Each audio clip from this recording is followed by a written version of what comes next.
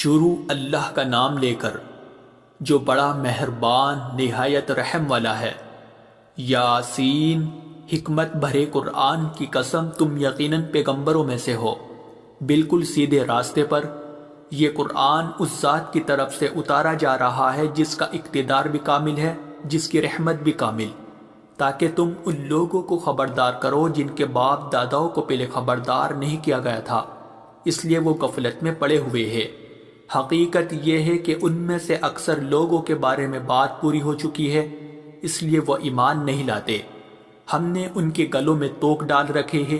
جو ٹھوڑیوں تک پہنچے ہوئے ہیں، اور اس وجہ سے ان کے سر اوپر کو اٹھے گئے ہیں، اور ہم نے ایک آڑ ان کے آگے کھڑی کر دی ہے اور ایک آڑ ان کے پیچھے کھڑی کر دی ہے، اور اس طرح انہیں ہر طرف سے ڈھانک لیا ہے، جس کے نتیجے میں انہیں کچھ سجائی نہیں دیتا۔ اور ان کے لیے دونوں باتیں برابر ہے، چاہے تم انہیں خبردار کرو یا خبردار نہ کرو، وہ ایمان نہیں لائے گے۔ تم تو صرف ایسے شخص کو خبردار کر سکتے ہو جو نصیحت پر چلے اور خدا رحمان کو دیکھے بغیر اس سے ڈرے۔ چنانچہ ایسے شخص کو تم مغفرت اور باعزت اجر کی خوشخبری سنا دو۔ یقیناً ہم ہی مردوں کو زندہ کریں گے، اور جو کچھ عمل انہوں نے آگے بھیجے ہیں ہم ان کو بھی لکھتے جاتے ہیں، اور ان کے کاموں کی جو اثرات ہیں ان کو بھی، اور ہم نے ایک واضح کتاب میں ہر چیز کا احاطہ کر رکھا ہے۔ اور اے پیغمبر، تم ان کے سامنے ایک بستی والوں کی مثال پیش کرو جب ان کے پاس رسول آئے تھے۔ جب ہم نے ان کے پاس شروع میں 2 رسول بھیجے تو انہوں نے دونوں کو جھٹلا دیا، پھر ہم نے ایک تیسرے کے ذریعے ان کی تائید کی، اور ان سب نے کہا کہ یقین جانو ہمیں تمہارے پاس رسول بنا کر بھیجا گیا ہے۔ انہوں نے کہا تمہاری حقیقت اس کے سوا کچھ بھی نہیں ہے کہ تم ہم جیسے ہی آدمی ہو، اور خدا رحمان نے کوئی چیز نازل نہیں کی ہے اور تم سراسر جھوٹ بول رہے ہو۔ ان رسولوں نے کہا ہمارا پروردگار خوب جانتا ہے کہ ہمیں واقعی تمہارے پاس رسول بنا کر بھیجا گیا ہے، اور ہماری ذمہ داری اس سے زیادہ نہیں ہے کہ صاف صاف پیغام پہنچا دے۔ بستی والوں نے کہا ہم نے تو تمہارے اندر نحوست محسوس کی ہے، یقین جانو اگر تم باز نہ آئے تو ہم تم پر پتھر برسائے گی اور ہمارے ہاتھوں تمہیں بڑی دردناک سزا ملے گی۔ رسولوں نے کہا تمہاری نحوست خود تمہارے ساتھ لگی ہوئی ہے، کیا یہ باتیں اس لیے کر رہے ہو کہ تمہیں نصیحت کی بات پہنچائی گئی ہے؟ اصل بات یہ ہے کہ تم خود حد سے گزرے ہوئے لوگ ہو۔ اور شہر کے پلے علاقے سے ایک شخص دوڑتا ہوا آیا،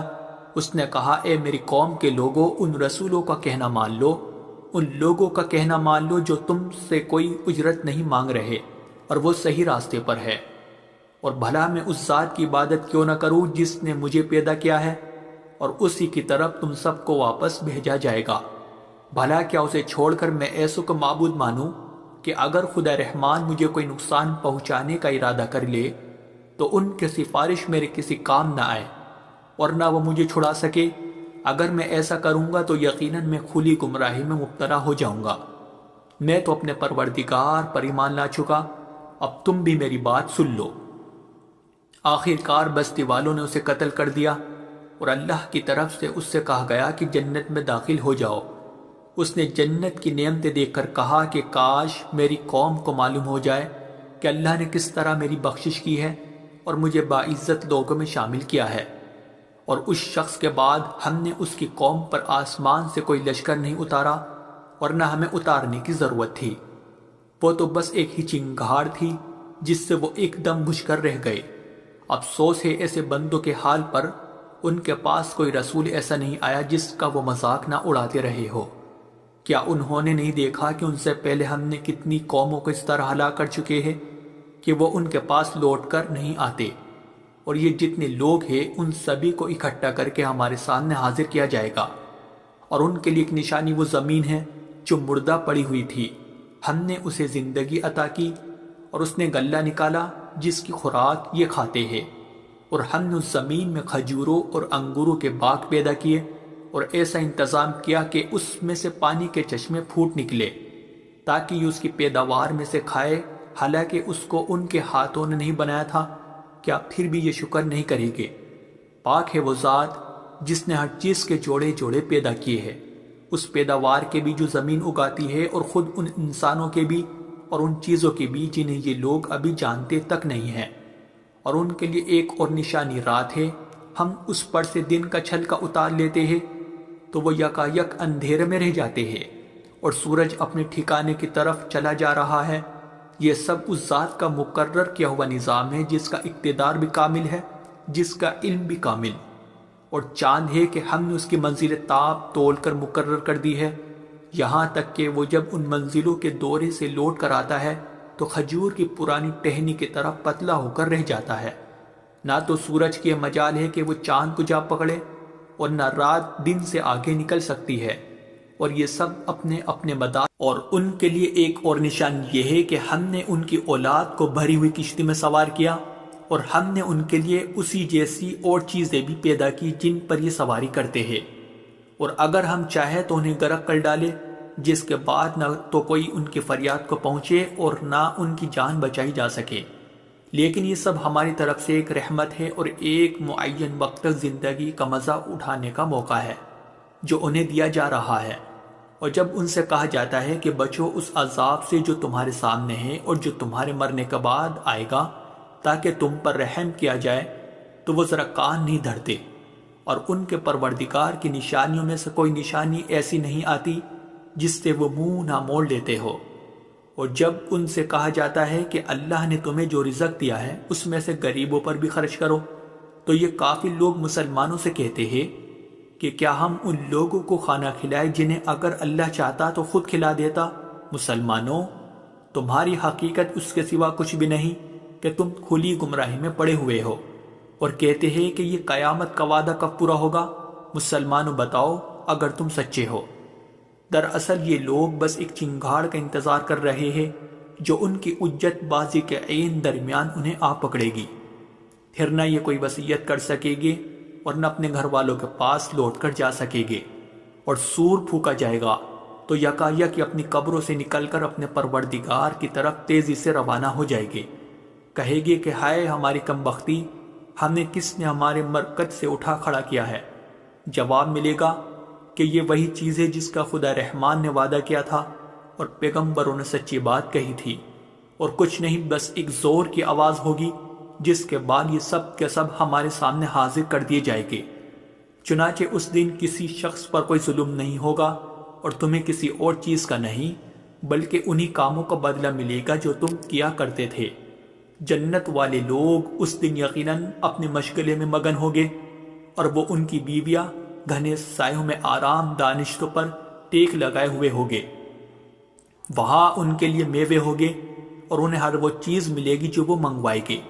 رحمت والے پروردگار کی طرف سے انہیں سلام کہا جائے گا، اور کافروں سے کہا جائے گا کہ اے مجرموں، آج تم مومنوں سے الگ ہو جاؤ۔ اے آدم کے بیٹو، کیا میں نے تمہیں یہ تاکید نہیں کر دی تھی کہ تم شیطان کی عبادت نہ کرنا، وہ تمہارا کھلا دشمن ہے، اور یہ کہ تم میری عبادت کرنا، یہی سیدھا راستہ ہے۔ اور حقیقت یہ ہے کہ شیطان نے تم میں سے ایک بڑی خلقت کو گمراہ کر ڈالا، تو کیا تم سمجھتے نہیں تھے؟ یہ ہے وہ جہنم جس سے تمہیں ڈرایا جاتا تھا، آج اس میں داخل ہو جاؤ کیونکہ تم کفر کیا کرتے تھے۔ آج کے دن ہم ان کے منہ پر مہر لگا دیں گے، اور ان کے ہاتھ ہم سے بات کریں گے اور ان کے پاؤں گواہی دیں گے کہ وہ کیا کمائی کیا کرتے تھے، اور اگر ہم چاہیں تو یہی دنیا میں ان کی آنکھیں مل یا میٹ کر دیں، پھر یہ راستے کی تلاش میں بھاگے پھرے، لیکن انہیں کہاں کچھ سجا، اور اگر ہم چاہیں تو ان کی اپنی جگہ پر بیٹھے بیٹھے ان کی صورتیں اس طرح مسخ کر دے کہ یہ نہ آگے بڑھ سکے اور نہ پیچھے لوٹ سکے، اور ہم جس شخص کو لمبی عمر دیتے ہیں اسے تخلیقی اعتبار سے الٹ ہی دیتے ہیں، کیا پھر بھی انہیں عقل نہیں آتی؟ اور ہم نے اپنے ان پیغمبروں کو نہ شاعری سکھائی ہے اور نہ وہ ان کے شایان شان ہیں، یہ تو بس ایک نصیحت کی بات ہے، اور ایسا قرآن جو حقیقت کو کھول کھول کر بیان کرتا ہے تاکہ ہر اس شخص کو خبردار کرے جو زندہ ہو، اور تاکہ کفر کرنے والوں پر حجت پوری ہو جائے۔ اور کیا انہوں نے یہ نہیں دیکھا کہ ہم نے اپنے ہاتھوں کی بنائی ہوئی چیزوں میں سے ان کے لیے موشی پیدا کیے اور یہ ان کے مالک بنے ہوئے ہیں، اور ہم نے ان موشیوں کو ان کے قابو میں دے دیا ہے، چنانچہ ان میں سے کچھ وہ ہے جو ان کی سواری بنے ہوئے ہیں اور کچھ وہ ہے جنہیں یہ کھاتے ہیں، نیز ان کو ان موشیوں سے اور بھی فائدہ حاصل ہوتے ہیں اور پینے کی چیزیں ملتی ہے، کیا پھر بھی یہ شکر نہیں بجا لائے گے؟ اور انہوں نے اللہ کو چھوڑ کر اس امید پر دوسرے خدا بنا رکھے ہیں کہ انہیں ان سے مدد ملے، حالانکہ ان میں یہ طاقت ہی نہیں ہے کہ ان کی مدد کر سکے، بلکہ وہ ان کے لیے ایک ایسا مخالف لشکر بنے گے جسے قیامت میں ان کے سامنے حاضر کر لیا جائے گا۔ غرض اے پیغمبر، ان کی باتیں تمہیں رنجیدہ نہ کرے، یقین جانو ہمیں سب معلوم ہے کہ یہ کیا کچھ چھپاتے اور کیا کچھ ظاہر کرتے ہیں۔ اور کیا انسان نے یہ نہیں دیکھا کہ ہم نے اسے نطفے سے پیدا کیا تھا، پھر اچانک وہ کھلم کھلا جھگڑا کرنے والا بن گیا۔ ہمارے بارے میں تو وہ باتیں بناتا ہے اور خود اپنی پیدائش کو بھلا بیٹھا ہے، کہتا ہے کہ ان ہڈیوں کو کون زندگی دے گا جب کہ وہ گل چکی ہوگی۔ کہہ دو کہ ان کو وہی زندگی دے گا جس نے انہیں پہلی بار پیدا کیا تھا، اور وہ پیدا کرنے کا ہر کام جانتا ہے۔ وہی ہے جس نے تمہارے لیے سرسبز درخت سے آگ پیدا کر دی ہے، پھر تم ذرا سی دیر میں اس سے سلگانے کا کام لیتے ہو۔ بھلا جس ذات نے آسمانوں اور زمین کو پیدا کیا ہے، کیا وہ اس بات پر قادر نہیں ہے کہ ان جیسوں کو دوبارہ پیدا کر سکے؟ کیوں نہیں، جبکہ وہ سب کچھ پیدا کرنے کی پوری مہرت رکھتا ہے۔ اس کا معاملہ تو یہ ہے کہ جب وہ کسی چیز کا ارادہ کر لے تو صرف اتنا کہتا ہے کہ ہو جا، بس وہ ہو جاتی ہے۔ غرض پاک ہے وہ ذات جس کے ہاتھ میں ہر چیز کی حکومت ہے، اور اسی کی طرف تم سب کو آخر کار لے جایا جائے۔